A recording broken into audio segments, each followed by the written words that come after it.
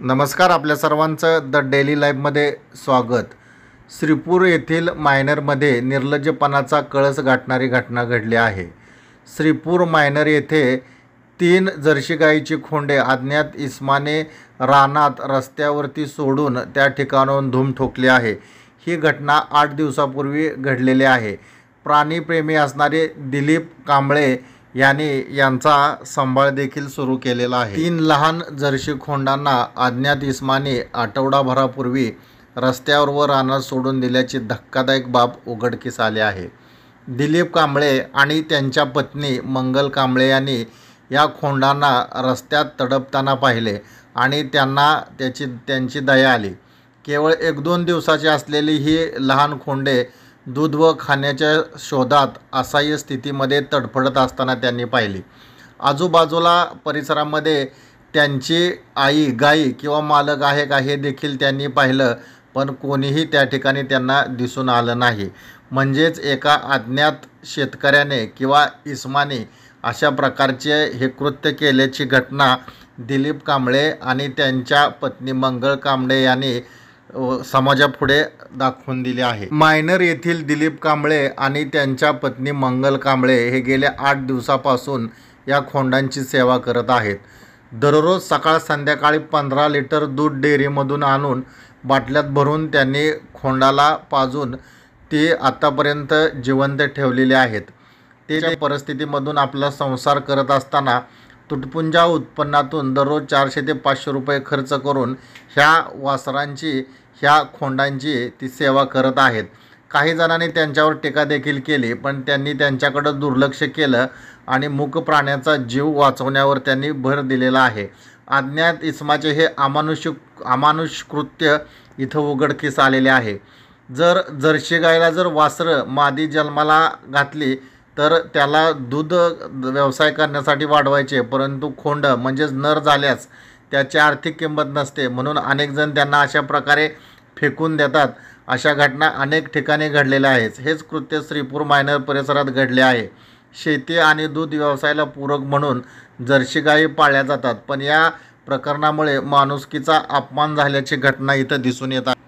काल रात्रभर पडलेल्या पावसात कांबळे दाम्पत्याने खोंडावर उबदार कपडे टाकून त्यांना पावसापासून आणि थंडीपासून देखील वाचवलेले आहे. ही काळजी पाहता त्यांचा माणुसकीवरील विश्वास अजून जिवंत आहे हे या ठिकाणी दिसून येत आहे. कोणीतरी वासरं सोडले काय, आम्हाला बी काय अनुभव नव्हता. मी शेतात रान काम करून खातोय. मी येताना त्यांची किवकिव वाटना. मी जवळजवळ 6 ते 7 दिवस झालं दूध आम्ही आणून पाजतो. काही माहिती नाही आपल्याला ना, कोणी सोडले ह्याला म्हणते ते जर्सी खोंड जर्शांचं का सोडून दिले असतील असं वाटतं तुम्हाला? यांना का सोडून दिली असतील?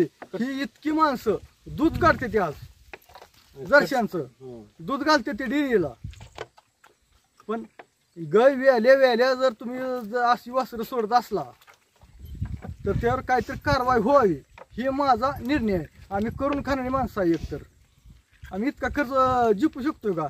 मी आज किती खर्च झाला असेल माझा, काम करून खातोय मी. कसं हे तुम्ही 8 दिवस कसे सांभाळे, काय करता येतं नेमकं इथं ह्यांना दूध पाजतो, दूध आणि हे खात बी नाही. ते काय ह्यांना दूधच पाजावं लागतं रोजचं, आणि दूध डेअरीवाले मला दूध देत नाही. ते म्हणते तुला कशा पाय पुळका येतो एवढा. किती दूध तुम्ही देताय सकाळ संध्याकाळ? सकाळी मला 10 ते 15 लिटर दूध लागतं सकाळी, आणि संध्याकाळी 10 ते 15 लिटर. बर, किती दिवस झाले इथं सोडून गेलेत? 7 दिवस झालं. बर बर बर. हां, तेव्हापासून एवढा खर्च करतो आम्ही दोघं नवरा बायको. इतकं कष्ट करतो की इथं आलं वासरापाशी डोळ्यातून पाणी येतंय. कुणाला काय करावं? बरं, आता तुमची मागणी काय आहे? काय केलं पाहिजे? काय मागणी आहे तुमची? माझी मागणी अशी आहे फक्त की अशी जी दूध काढते ती शेतकरी आणि अशी वासरं सोडते ती, फक्त दुधाचा फक्त पैसा घेते ती, आणि अशी वासरं सोडते ती सोडून खोंड फक्त अशी वासरं सोडू नका. माझी काय अपेक्षा? काय तुम्हाला वाटतं की हे का सोडलेत असं वाटतं तुम्हाला? मला असं वाटतं की ही जर्सी गुरं सांभाळतात लोक सगळी, आणि हे फक्त 5-6 दिवस झालं कालवाड खोंड आणून सोडते असे राहणार दुसऱ्या शेतात. काय घडतं आता एवढं त्यांच्या शेतकऱ्याच्या लक्षात यायला पाहिजे. आपण इतकं दूध काढतो गायांचं आणि दूध काढून इतकी खोंड झाल्यानंतर फक्त सोडून देते ते आणि कालवड झाल्यानंतर घरी संभळते ते. मग त्या खोंडाला किती दूध लागतं प्यायला.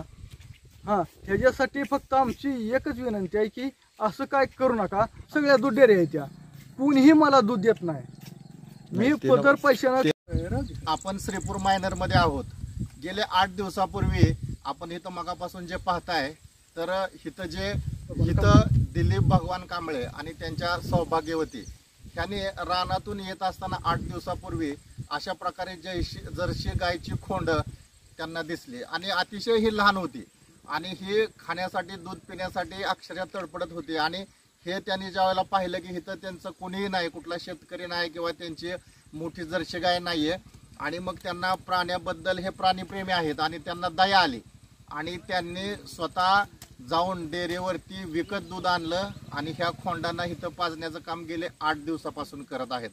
वास्तविक पाहता त्या परिसराचं जर चित्र आपण पाहिलं तर इथं खूप मोठा शेतकरी वर्ग आहे आणि अनेकांकडं जर्सी गाय आणि त्यापासून दुधाचे व्यवसाय आहेत. प्रामुख्याने इथं मला असं वाटतं की ज्या वेळेला ह्या जर्सी गायला खोंड होतात तर ते त्यांना विनाकारण सांभाळावं लागत असतील आणि त्याच्यामुळंच की त्या जर्सीच्या दुधापासून तुम्ही व्यवसाय करता, तुम्ही घर कुटुंब चालवता आणि ज्यावेळेला अशा प्रकारची खोंड होतात त्यावेळेला तुम्ही 1-2 दिवसातच अशा प्रकारच्या रानावनात, हे मायनर ठिकाण आहे आणि ह्या रस्त्यावरती जे कोणी अज्ञात इसम असतील त्यांनी अशा प्रकारची 3 खोंड इथं सोडलेले आहेत. अतिशय ही निषेधार्थ गोष्ट आहे. का तर ह्यांनी एखाद्या गोशाळेमध्ये अशा प्रकारची हे खोंड पाठवायला पाहिजे होते, पण इथं त्यांनी भर रस्त्यामध्ये ह्या शेतामध्ये सोडून दिलेले आहेत आणि अक्षरशः हे दुधासाठी तरपडत होते. ह्या कांबळे कुटुंबियाने आसपासच्या डेअरीवरती सकाळी आणि संध्याकाळी 10 ते 15 लिटर दूध ह्या बाटलीमध्ये आणून त्यांना रोज या ठिकाणी पाजत आहेत आणि कशीबशी ते आज इथं जगत आहेत. आपण इथं पाहतोय की कशा प्रकारे त्यांची अवस्था आहे.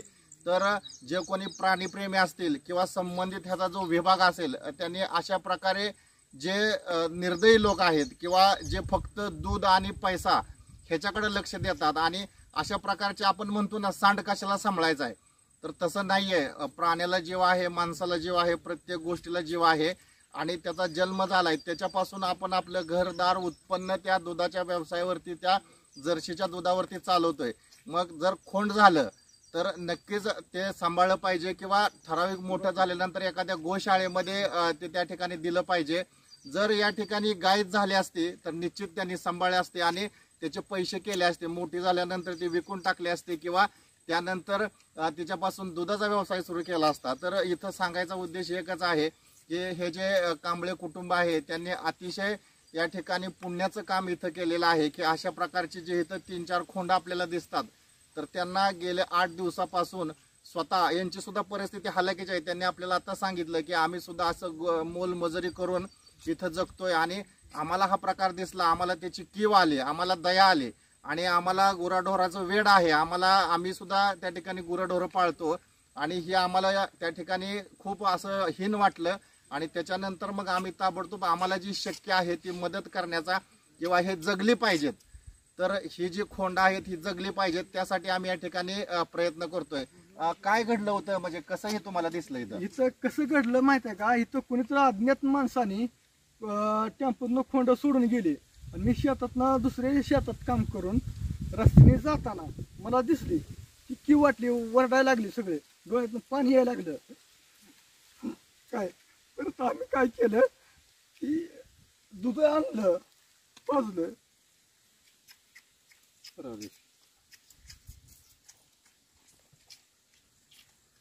तुम्ही कसं सांभाळताय त्याला आता?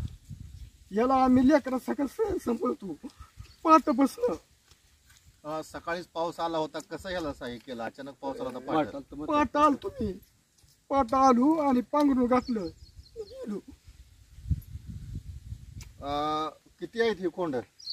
3. बर 3 आहेत. बर बर का सोडले असतील व शेतकऱ्यांनी, काय वाटतंय तुम्हाला? ते मी सोडलं, आता ह्याला कसं सांभाळायचं त्याच्यामुळे सोडून गेली. विचार केला नाही, फक्त यांचा जीव जाऊन मी